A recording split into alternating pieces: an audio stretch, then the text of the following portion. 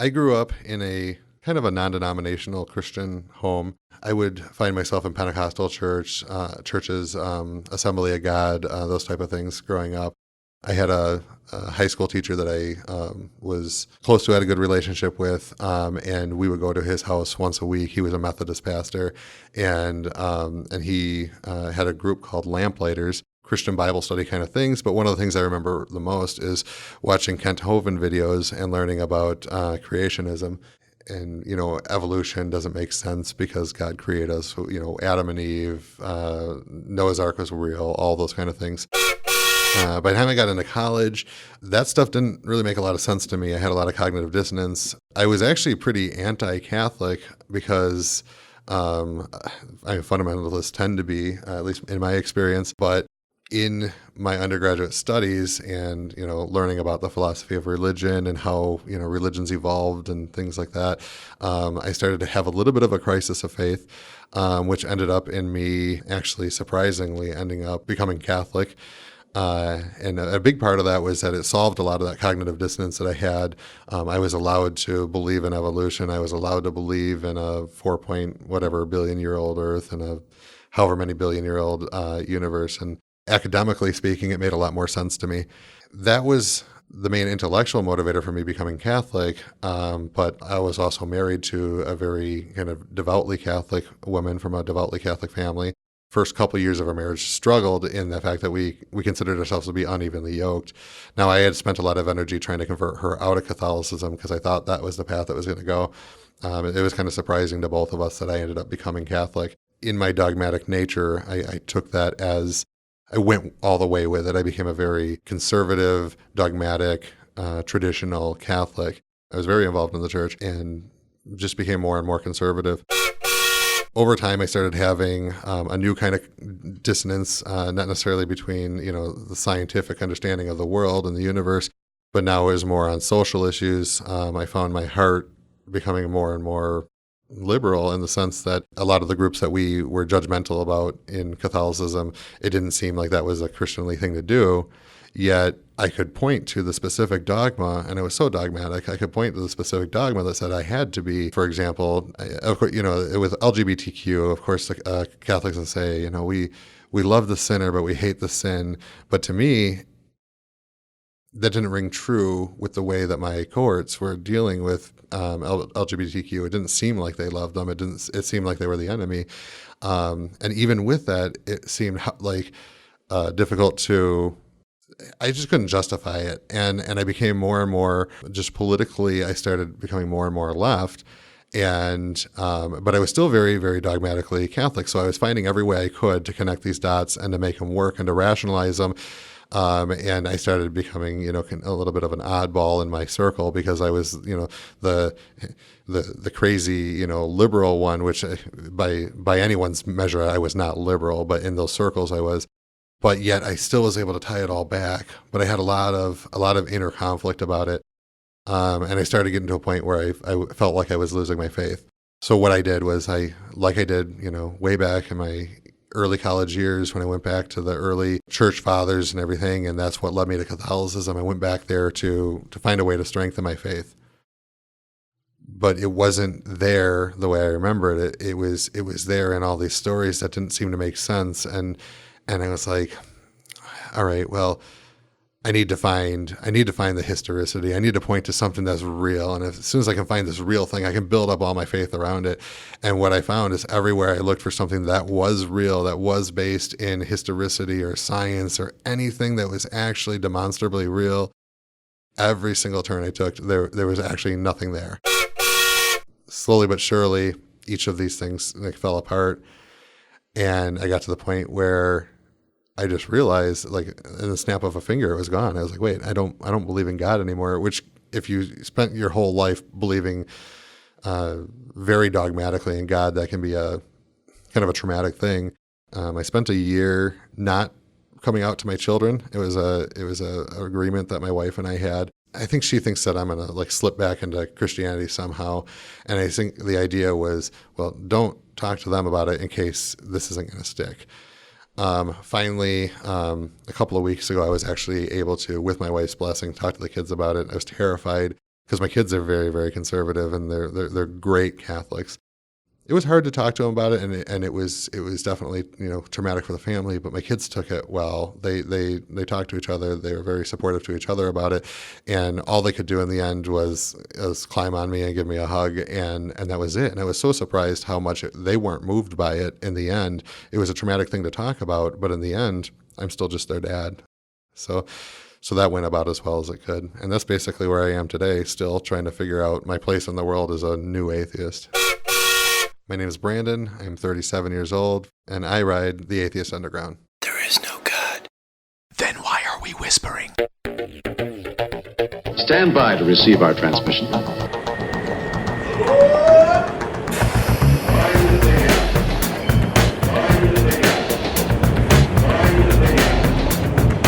Logic clearly dictates. If you're an atheist, scream atheist! But what is an atheist? An atheist is someone who doesn't quite believe that there is somebody out there, some God out there. Well, then to me, you're an idiot.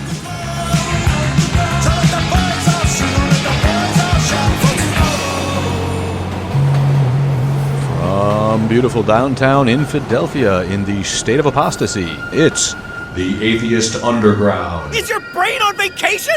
Why the hell did you go and do that? Arriving in Brainford. Thank you for riding the Underground. This is Brainford.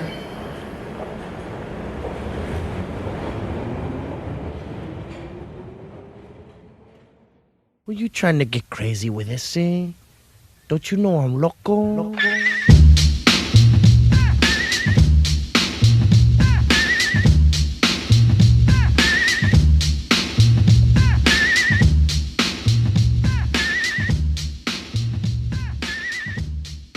We are in Brainford. Everyone has arrived in Brainford. Brainford, you know the Fuds? That's more of an Eastern thing. I think we here in the Midwest. We don't get town names that end in Ford a whole lot. I guess there's a few, right? Well, there's a Hartford here, named after Hartford, Connecticut, I'm sure. But Waterford. Back east, Waterford. That's a pretty common name. Why there's a Waterford in most states, I think. Obviously, Ford, is where you cross the river, and I think that's an English, more typically English derivation of town names. Ford. So we're in Brainford. There's actually a Branford in my native Connecticut. Branford, which made me think of Brainford. Oh my God, who the hell cares? Shut up, Rhode Island. We got a full living room today, marked by the return of Nikolai on Science. Good to see him back here. And, of course, JoJo. And kicking around the mic over there is unemployed cable guy Jason, back with us, along with Melanie, the ambivalent atheist. Been a while since we had the whole brain trust together here. So use your fucking brains and tell me why we have Australians now going to Christchurch, New Zealand, and shooting up mosques. So this is a guy who has crossed a new line and basically put a camera device on his head while he convened this shooting, one of two shootings that were I guess pretty much simultaneously, right, in two places in town in the ironically named Christchurch, New Zealand, which is no capital is Wellington, I want to say, right? Christchurch is the biggest city, or one of the biggest cities in New Zealand, and these right-wing racist, openly racist gunmen murdered at least 50 people, 49 people, right, today? As we record this. First of all, our hearts go out. Nobody likes to see this crap, and again, it just points out to me the divisiveness of religion in general, and ended up bringing us to a place of violence because people don't agree with that religion. And in the times, as I have spoken recently and been taken to task for by members of the Facebook group and people who follow and listen to the show, some of them are politically conservative, and they want Trump to be such a good president so hard. They think his policies are so right that they'll put up with any kind of idiocy that this guy unveils for us day by day.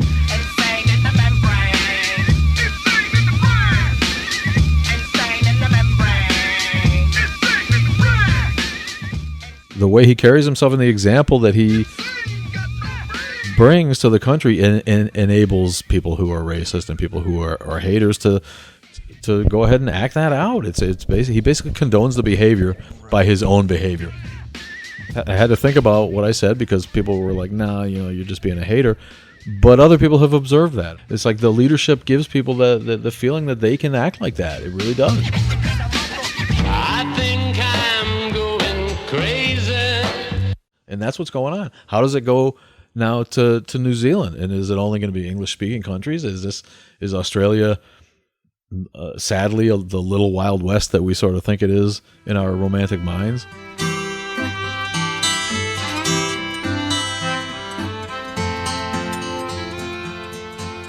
Is it also little redneck world? Is it full of racists? Is it full of, what is going on? Talk to me about what happened today in New Zealand. Anybody read? I'm waiting for the white conservative Christian travel ban. Good call. It's an international terrorist issue, right? It is. Happens here quite a lot more than we've had with Muslim terrorists. What's scary is this guy, his former employer said that, he's just a normal guy. He was punctual, professional. And I think that's one of the scary things about racism and religious extremism is that you can be normal and then just out of nowhere go off on the hinge and nobody can see it coming. Cocaine running all around my brain.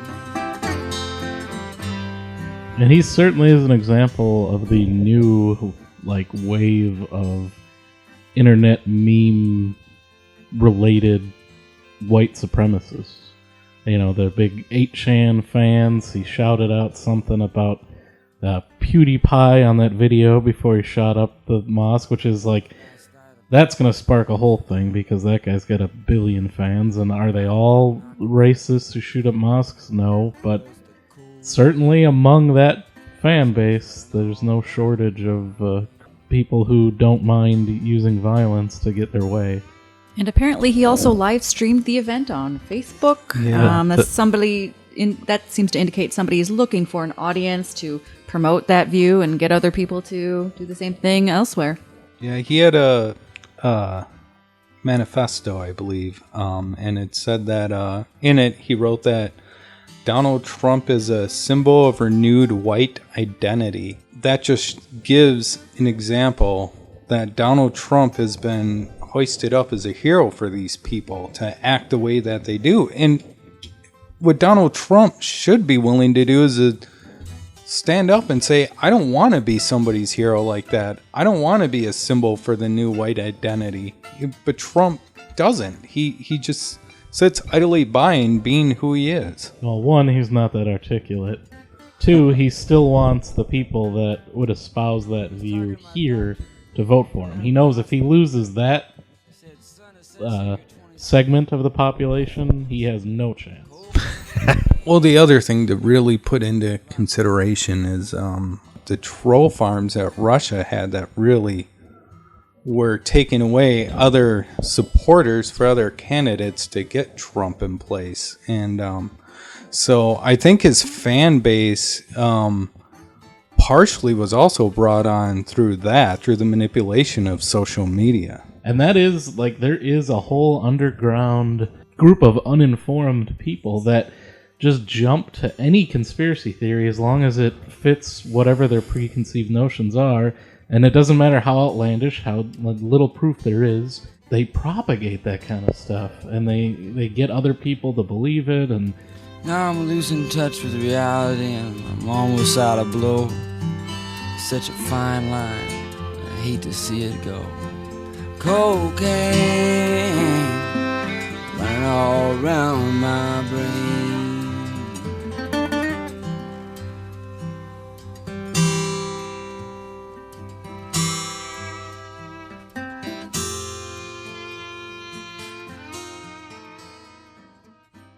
There's no way to overestimate the stupidity of the public.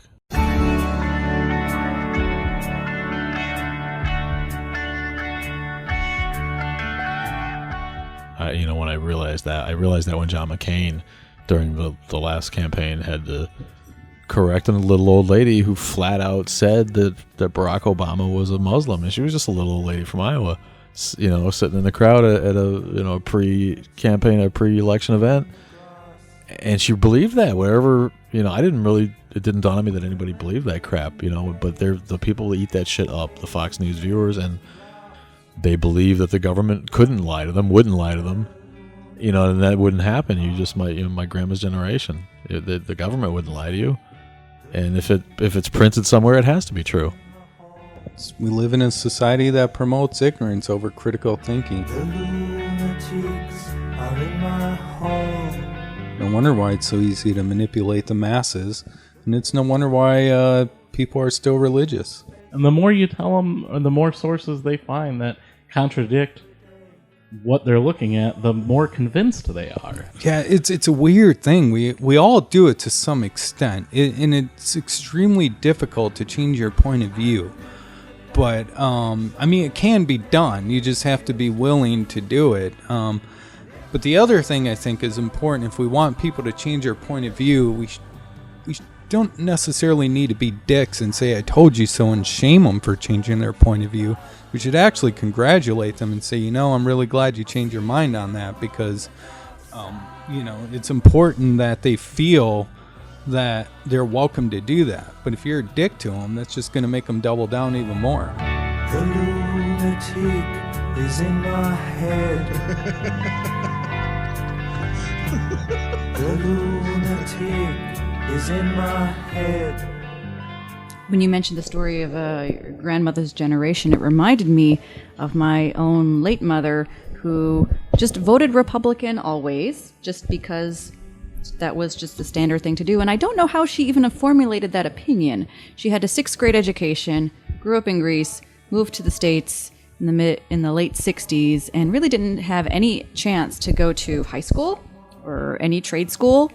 And it just reminds me a lot of immigrants might have had that same experience with the lack of getting that ability to critically think. Like, my mom didn't have that chance to develop critical thinking. At some point, somebody that she looked up to voted that way. Probably. You know what I mean? And that's the way she figured that she ought to do it. That's how my mom looked at it. It was my mom's the same way. I don't know what it would take for her to vote Democratic. I have no idea.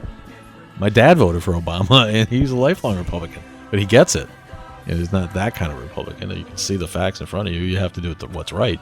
And certain people just don't have that. It's identity lack politics. Of basic education. I mean, it's the way Dad always did it, so I just need to do it, and you don't question. Yeah, we don't teach critical thinking in schools anymore, and I think that's something that we should be promoting and doing. It's all about who has the best memes. Or the dankest memes.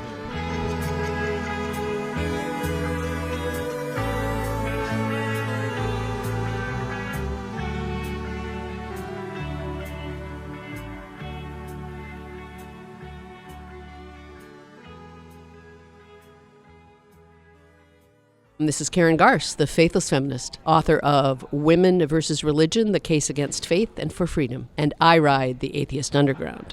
Brain make people smart.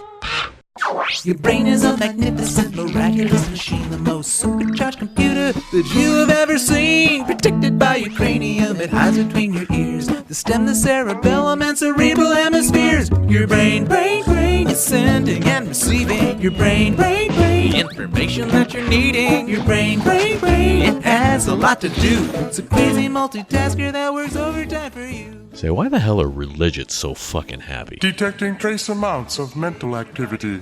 As it turns out, of course, there's a reason they're so happy. During religious activity, like meditation, prayer, and worship, the brain releases endorphins into the system. Much as it does, of course, in the holy trinity of self-gratification, sex and drugs and rock and roll. Drugs and rock and roll. Drugs and rock and roll. Atheists know that prayer doesn't work, right? It's useless, I told you! Well, yes and no.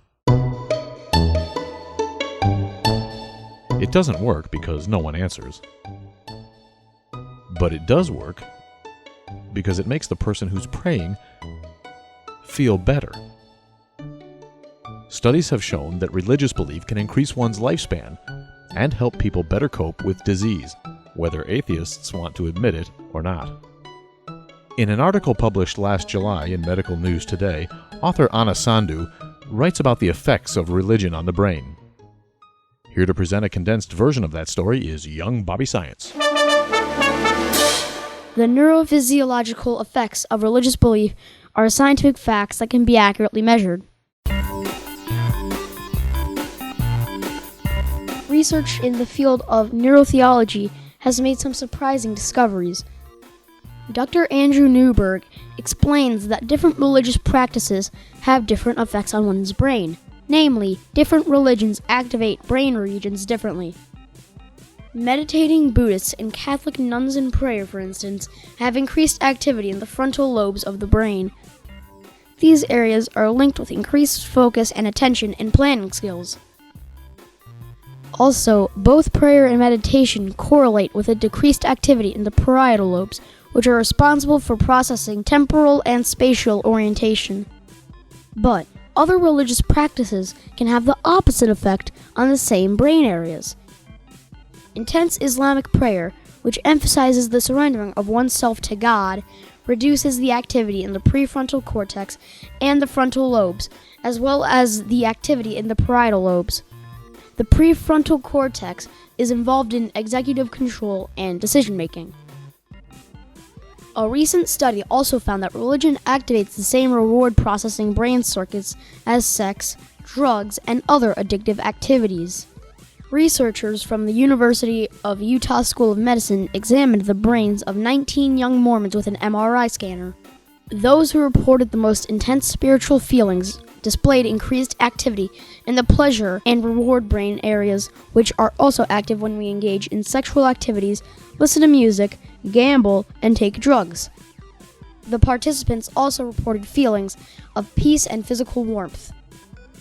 These findings echo those of older studies, which found that engaging in spiritual practices raises the levels of serotonin and endorphins. Some recent advances in neuroimaging techniques allow us to understand how our brains create spiritual or mystical experience, or the feeling that someone else is present in the room, or that we've stepped outside of our bodies and into another dimension. Interestingly, a study of Vietnam veterans shows that those who had been injured in the brain's dorsolateral prefrontal cortex were more likely to report mystical experiences.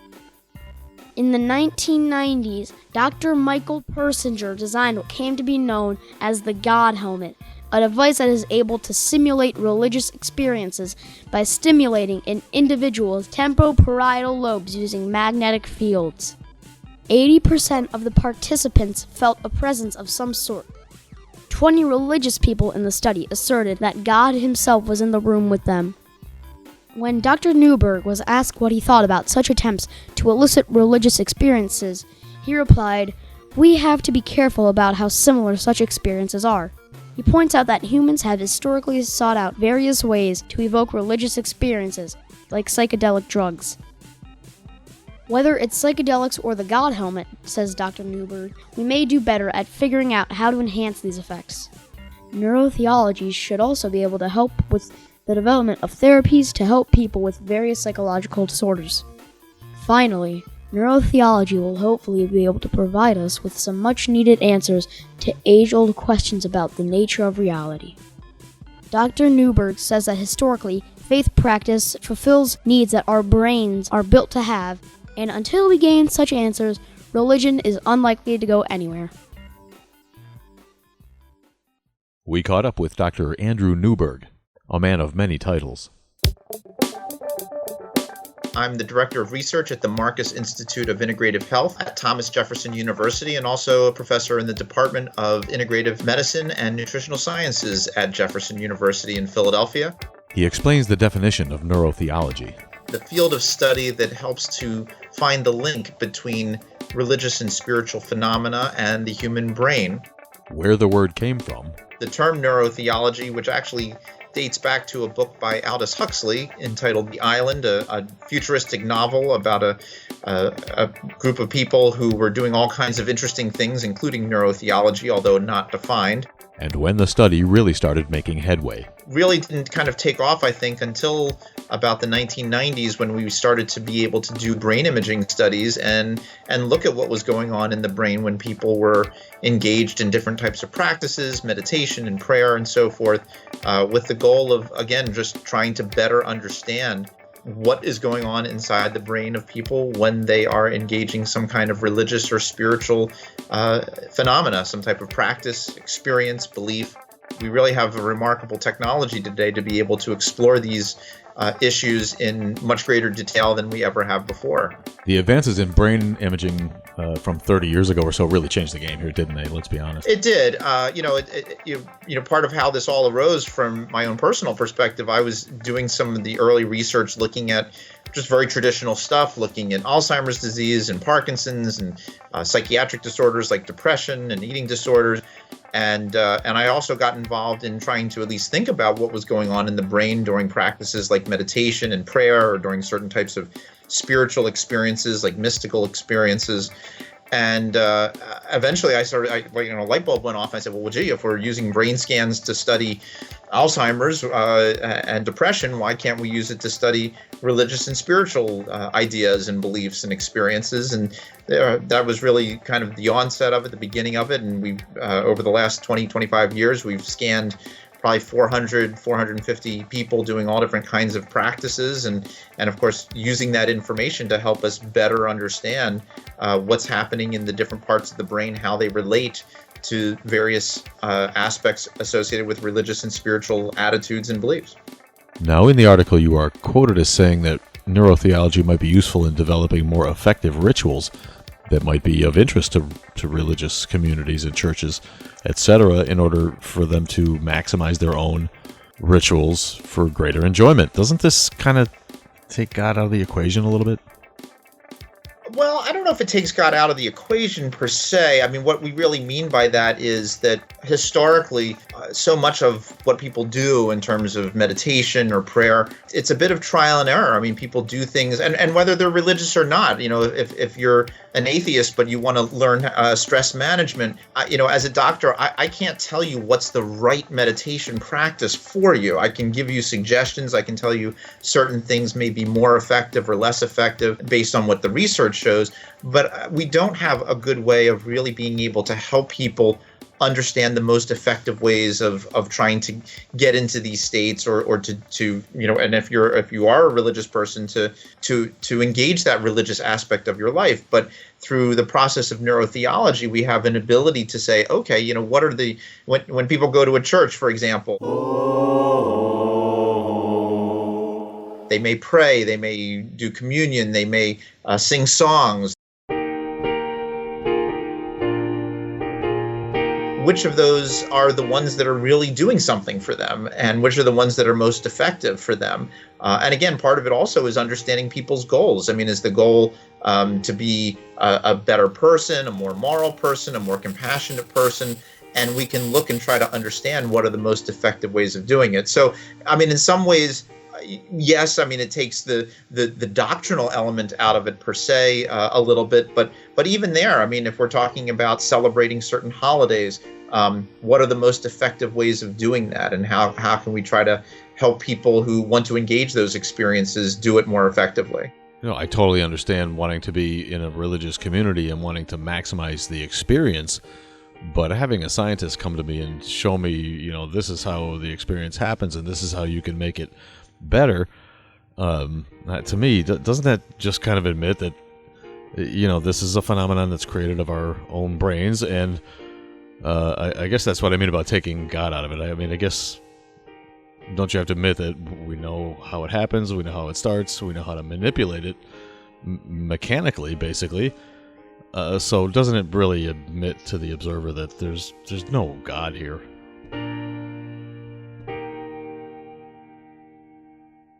Well, it's a very important question. I mean, it is something that in many ways, we talk about this in neurotheology as neuroepistemology. How do we know what's real, and how do we understand that?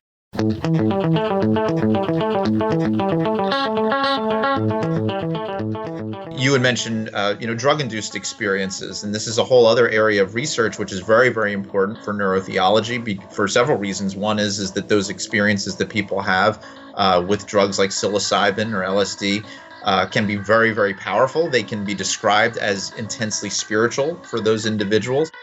From a brain perspective, what's very nice about it is that, we know where these things go. We know that psilocybin affects the serotonin system, so that tells us something about, how they're having that effect. But, interestingly, and whether this is just, a way that various people can rationalize different ideas or different experiences, if you look at, for example, shamanic cultures throughout the world, they often have used mushrooms, for example, and to have some kind of an experience. In our Western paradigm, we view that as being an artificial induction of an experience. But for those individuals who have these experiences, again, we could get into, where's the reality of it? But the bottom line is that they almost look at it as, this is how my brain gets into a state that accesses the spiritual realm. The analogy that I sometimes think about is, I wear glasses because I don't see very well. And so when I get up in the morning, the world's a blurry place. I put my glasses on and I see the world clearly. Now, the world didn't change, but my ability to see the world differently changed. And so, whether or not these drug-induced states are just purely, the brain manifesting these crazy experiences that may be wonderful experiences, as you said, or whether they somehow get the brain to see the world in a different way that reflects some other level of reality, I don't know. I certainly share your perspective on the idea that many of these experiences may be brain generated. It doesn't necessarily eliminate what these experiences mean for people, and there are still some ways of looking at it that might not even totally take the God issue out of the question. And I hope that the more we do research, maybe we will get to a better answer to that question. Now, with regard to the God helmet experiments and eliciting a spiritual experience in the laboratory, you cautioned that we need to be careful about how real these experiences become. What exactly did you mean by that? With the research that Persinger has done, part of what he has elicited, based on his claims, are feelings of like a sensed presence, that there's like a presence in the room that, again, he likens to the notion that somebody has the sense that God is in the room with them, certain emotional responses, that those are part of the kinds of experiences that people talk about when they have something spiritual happening to them, when they feel like something spiritual is happening to them. Spiritual experiences are very rich and diverse, so there are a lot of different emotional processes, cognitive processes, experiential processes, and I would think that even Persinger would admit that he certainly has not elicited every kind of spiritual experience that somebody can have by stimulating the brain. So, some of the visual experiences that people may have, or the feelings that people may have, they are not necessarily identical to what a more non-stimulated experience might be. Now, interestingly, going back to the drug-induced experiences, and we've done some analysis of what these experiences are, they do have actually many more similar elements to a more naturally occurring spiritual experience in terms of the euphorias and the feelings that people have that people describe as spiritual. I think it's fascinating. We have to look at all the different ways in which these experiences may occur, and then see where the similarities, where the differences are. And, when we talk about what's going on in the brain during them, it's not just one part of the brain that seems to be involved. There's many different parts that can be involved. And I think that just reflects the complexity of what these experiences are for people. Again, it just helps us to better understand them and try to figure them out and try to ultimately figure out where the reality is. I hope that we're able to do that at some point.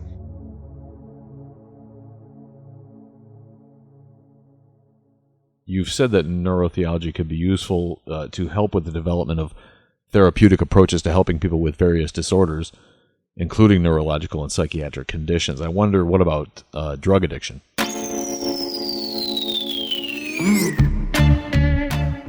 A related but different approach to what Persinger did, there's something called transcranial magnetic stimulation these days, which uses magnetic fields And people have been exploring the ability to do that to help treat people with depression and other types of psychiatric illnesses. So, your question is right on the mark in the sense that there may be ways of helping to stimulate the brain, whether it's through devices or there's actually some very interesting work being done now down at Johns Hopkins with the psychedelic drugs such as psilocybin to help people with depression, to help people with substance abuse. Smoking, I think, is another thing that they were working on. So, So, I mean, there is this sort of applied neurotheology that might ultimately be a very effective approach to helping people. And again, I mean, these could, we always kind of look at this from the global perspective that it might work very effectively for a religious individual, but it could also work very effectively for a non-religious individual. It just has to be adapted the right way. Now, what can we deduce, if anything, about atheists who just simply don't seem to enjoy this or willingly forego it or are immune to it? What's going on in our heads that we can't enjoy this? And clinically, what kind of help could this knowledge provide for a non-believer? The short answer is that we don't fully know. The longer answer is that there are some interesting studies that are growing our knowledge in this area. For example, there was some studies looking at various genetic predispositions, and one study identified a gene that codes for a receptor in the brain that helps us to regulate dopamine levels. And of course, dopamine is part of the reward system of the brain, the part of our brain that helps us to feel good and happy. And so, is that a possibility? Is it possible that there are just fundamentally different levels of dopamine or different amounts of receptors in the brains of people who are more likely to be religious than people who are not? And of course, I think there's always a continuum. I mean, there are people who are deeply religious, there are people who are deeply atheist, and then there's a whole range in the middle. And so one might imagine that there are varying concentrations and levels with which dopamine acts within various individuals' brains. In one of the most recent books I wrote called The Rabbi's Brain, another thought that we also talked about was not only the dopamine aspect, but also the relationship of the frontal lobes to the rest of our brain's functions. And there's some evidence to suggest that maybe people who are an atheist may have more active frontal lobes, because our frontal lobes are part of how we thinking through different things and questioning things a lot. So, again, there may be multiple factors at work here in terms of what ultimately leads someone down a path towards being an atheist versus someone who goes down a path towards religion. Because, for example, there are people who are religious who are very analytical about the religion, but they still adhere to they don't give up the religion, whereas there are other people who may be very analytical and critical of religion and ultimately come to the conclusion that it's not worth continuing to follow. So that's part of the interesting process. And one last sort of interesting phenomenon that a number of people have discussed at times, and I think neurotheology may ultimately have something to say about this. As a doctor, I'm intrigued by the notion that there are people in the world who, when they are confronted with some catastrophe, a diagnosis of cancer or the loss of a child or a loved one, some people turn towards God and towards religion as a way of helping them to do better and to cope better with the various problems that they're now facing. Other people turn away from religion because they feel like, well, why, God left me. I can't go back to that belief system. And again, from a brain perspective, my question is, what is the difference in a person's brain who turns one way or another? And I think it's that fundamental question about where the similarities and the differences are. So we're starting to learn about it. We're starting to understand it, but it's very complex. And I think it's going to take some time before we can truly understand what those differences are. Here's the big one, the chicken and the egg, right? Does religion arise from the reward that came from early experimentation in the behavior, or is the behavior innate in most humans, i.e. a gift from God, the instinct to engage in such, giving rise to a repeatable, teachable system, i.e. religion? Well, let's see. I guess there's a couple of parts to that question. One of the questions is always, how inherent is this within us?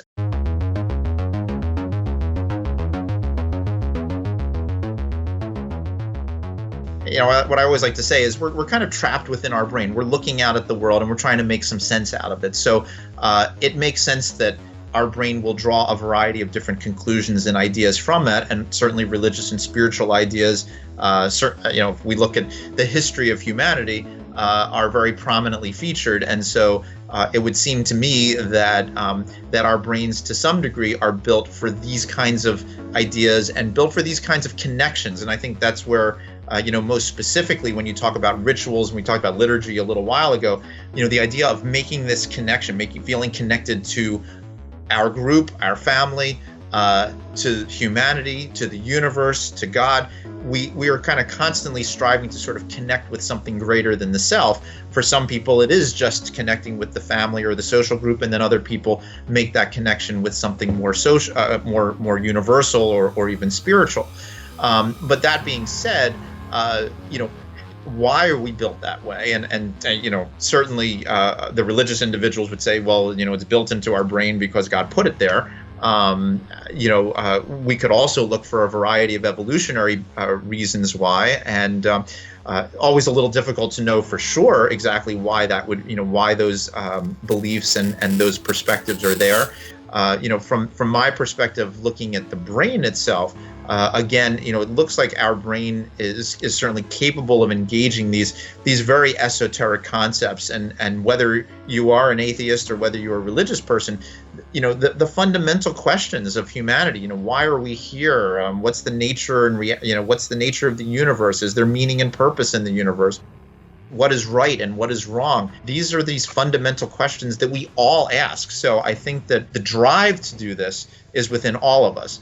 It also doesn't surprise me that given the incredible variability of our genes, the environmental exposures that we have, who we are, what we experience, it never surprises me that we all come to different conclusions about the world around us. In fact, I would always argue that there are 7 billion religions in the world, so to speak. I mean, every person, religious or not, has their own unique perspective on what it means. I mean, even people who don't believe in religion at all, even atheists, all have a slightly different perspective of what atheism means, and how much we should reduce the world down to its fundamental components, how much we should trust science, whether there's something else out there, what does supernatural mean.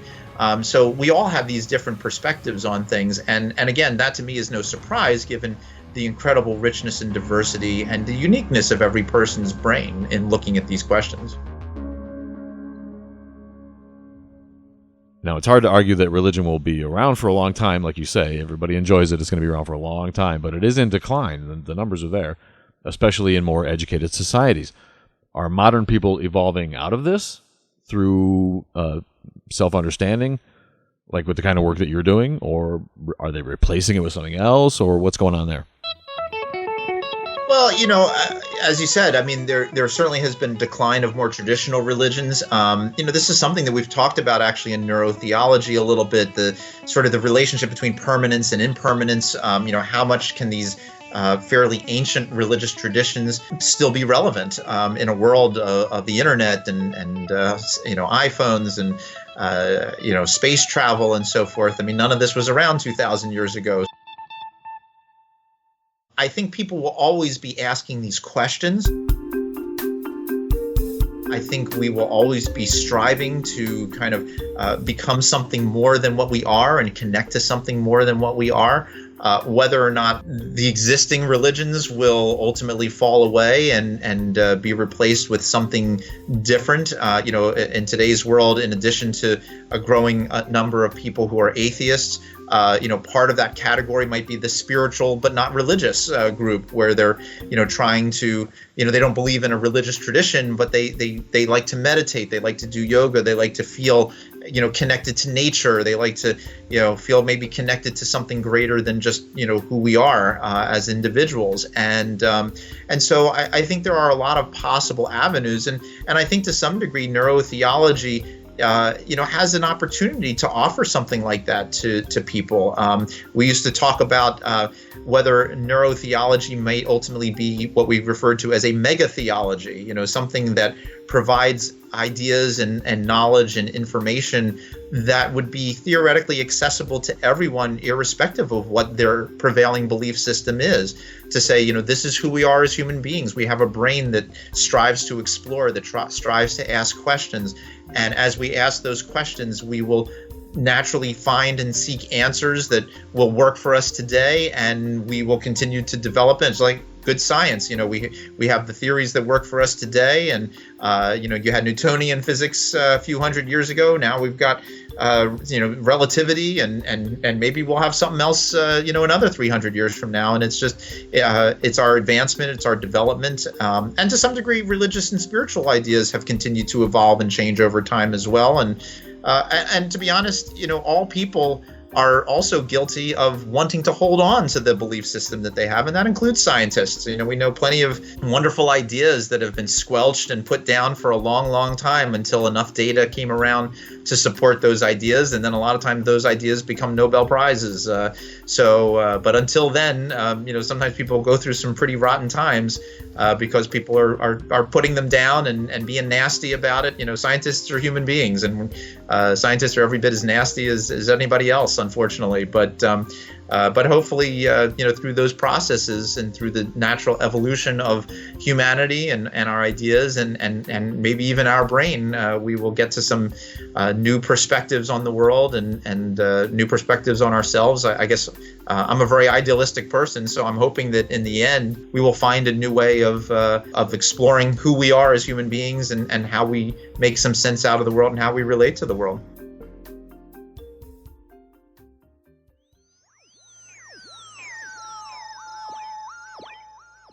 Do you like space? Do you like astrophysics? Do you pay attention to what's going on out there?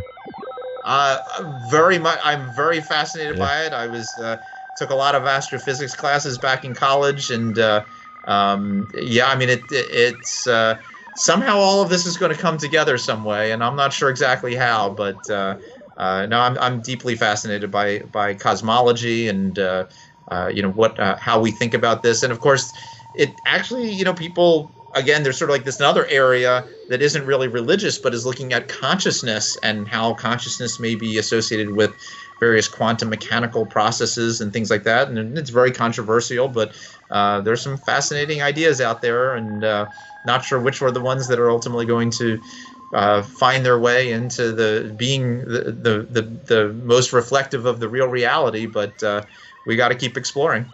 Neurotheologists are the astronauts of inner space, and where astrophysicists might be expected to discover clues of God in the heavens, or on the other side of a wormhole, you search for God in the innermost reaches of the mind, a place where you're in fact much more likely to find her, in my opinion. Neuroscience may in fact, as you say, help in answering age-old epistemological questions about the nature of reality, consciousness, and spirituality.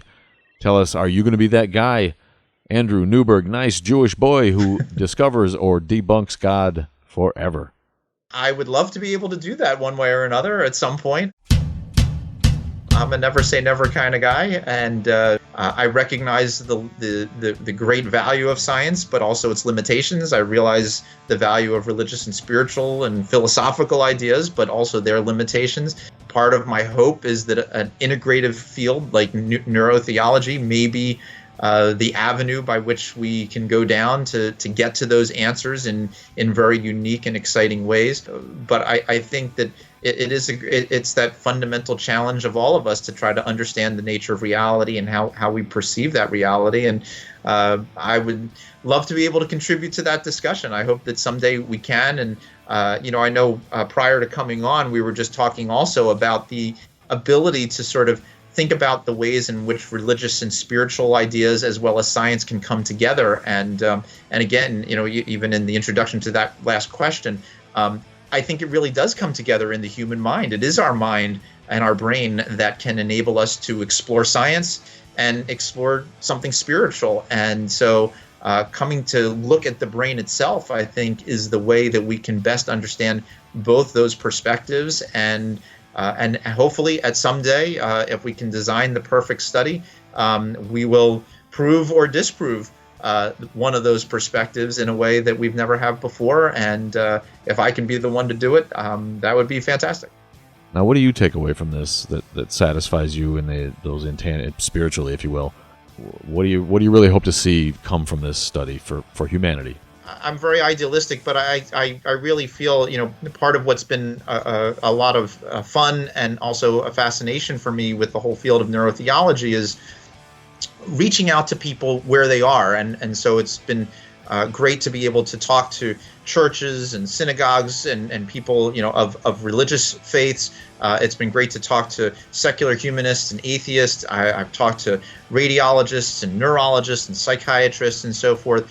And I really feel like this is a way of trying to get to where people are, show them where the relationship is between who they are as a biological person, as a mental person, as a social and spiritual person, and try to figure out a way to kind of bring us all together so that we can move forward together. And I know that that can be challenging, but ultimately, just because people have different beliefs doesn't mean that we can't find a way of bringing all of humanity in a better direction. And again, maybe I hope that this also shows and helps people to have a little bit more compassion for people who don't always think the same way, and I think that that's always fundamentally important as well. And that's something that this research has really taught me. That even if ideas seem very complex and way out there, that it's important to at least understand them as best as possible and appreciate them, and hopefully have some compassion and understanding for people who think differently. So I hope that this is part of the legacy of what neurotheology can bring. We know you've recently published a book with Columbia Press simply titled Neurotheology that explores the academic side, talks some about the challenges faced by the discipline and where it might go in the future. What else can people find that you've written? If people are more interested in some of the specific research and studies that we've done, I published a book called How Enlightenment Changes Your Brain, which it certainly can have a much more secular perspective just about what enlightenment is, including the Age of Enlightenment, which tried to take us away from religion. So, looking at sort of how our minds and brains change over time. If people have an interest on the more religious side, we mentioned the rabbi's brain, which looks at Judaism more specifically. And then there's also How God Changes Your Brain, which also looks at kind of religious and spiritual experiences and various practices and how they are influenced by the human brain. Get all those on Amazon, I'm sure? Yep, Amazon and any other general booksellers, I guess. He's neuroscientist and author Andy Newberg. Thanks so much for joining us. My pleasure. Anytime.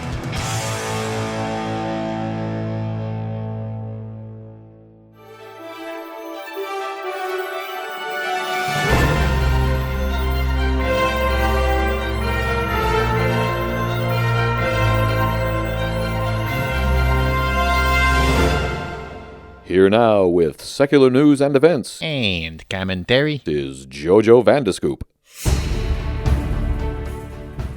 The City Council of Portland, Oregon has recently approved a measure extending civil rights protections to atheist, agnostic, and other non-religious residents. The proposal was initiated by Portland's chapter of the Freedom from Religion Foundation. During the vote, Commissioner Chloe Udele said she identified as an agnostic. Quote, "While I respect all religions, I reject intolerance towards everyone, so I'm happy to vote A," she said. A 2014 Pew Research Center study found that 31% of surveyed adults in Oregon said they were unaffiliated with any religion. And a 2015 study from the Public Religion Research Institute found that 42% of surveyed city residents said they were religiously unaffiliated. Well, no surprise in Portland, right? Yeah, so atheists are protected in the place that they need it the least. Well, that's how it goes. FFRF had their convention in San Francisco, and I'm like, it's an easy place to make sure you make your money back. When's it going to reach Omaha and, Little Rock? Abilene, Texas. Yeehaw. It's a powerful statement for a city council member to actually identify as non-religious during a meeting. It takes a lot of bravery.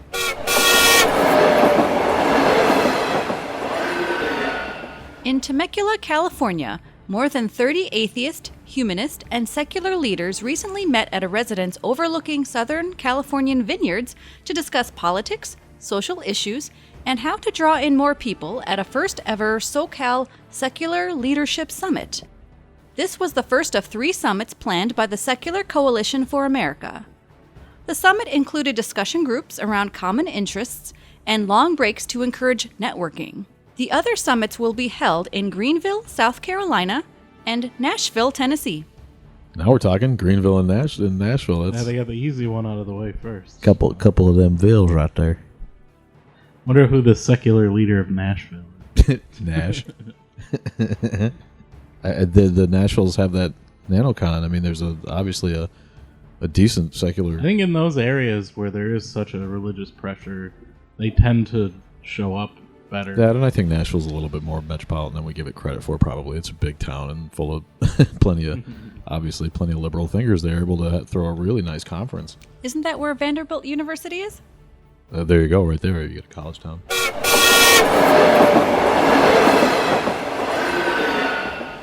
In Switzerland, a law recently passed prohibiting politicians and public officials from wearing religious symbols in the workplace after several years of debate. A similar prohibition was already in place for school teachers in a bid to keep education religiously neutral. Liberal politician Pierre Maudet stated after the vote, "This law guarantees the neutrality of the state in religious matters and will boost social cohesion." 2/3 of the Swiss population is Roman Catholic or Protestant. Muslims make up around 5% of the population as of 2013, up substantially from 30 years earlier, largely due to an influx of people from Kosovo and Turkey. So what do you think? There's that freedom of expression versus... I could see being a little bit intimidated if you're not of that religion when you're talking to, like, a city councilman or a mayor or something, and they have a yarmulke on or a crucifix or something. I could see that being off-putting. If you're like a member of the public who came in to... Yeah. Or if you were just dealing with them for any reason, and then you're like, you know, especially if you're, say, trying to set up a room for an atheist convention or something, and then the city council people that you're talking to are all wearing crucifixes. I could see that being like a little iffy, but here there's no way that would ever in the U.S. No. People would freak out. And even I don't really think it's necessary. I wouldn't necessarily fight for that. I mean, if you want to wear your cross, I had to go to the school district and they're all littered with their crosses down at the office, but they're just ladies wearing their damn cross jewelry. I don't really think of it that, but that's smart on Switzerland. It just avoids conflicts. If you're at work, this is what you do. Give unto Caesar what is due Caesar. So if you're religious, leave that shit at home. You can put it back on when you get home, or get a different job. Somebody wants to wear their tinfoil hat in public. I say, if they want to, let them. But at the same time, I can realize if you're in a political office and you have other people who might have to come to you for approval. They might feel the need to hide their atheism or even agnosticism because they don't want to step on any toes.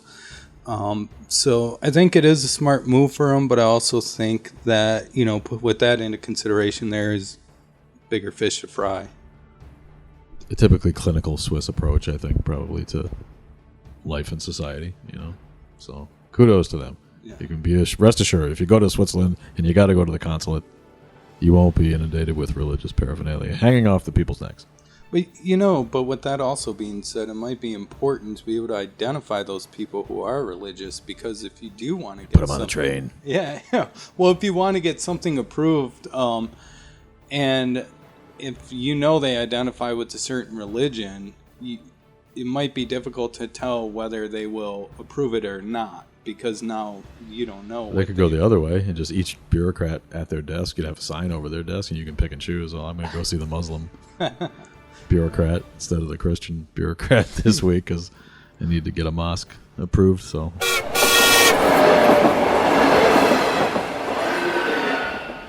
In convention news, American Atheists will be hosting their 2019 National Convention on April 19th through the 21st in Cincinnati, Ohio. For more information on how to register for this event, visit www.aacon2019.com. brainford.org.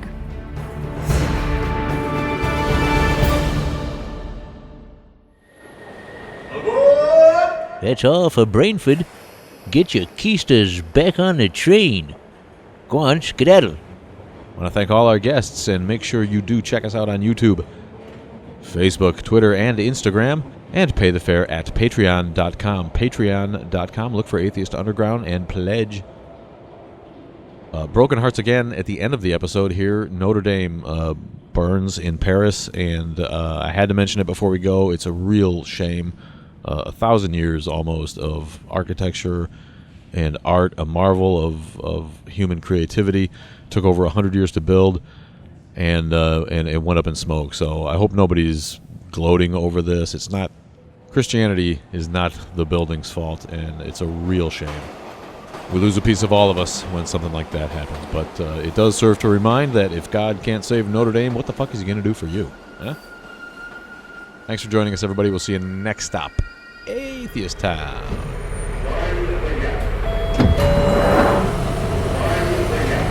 Next stop, Atheist Town. Atheist Town is next.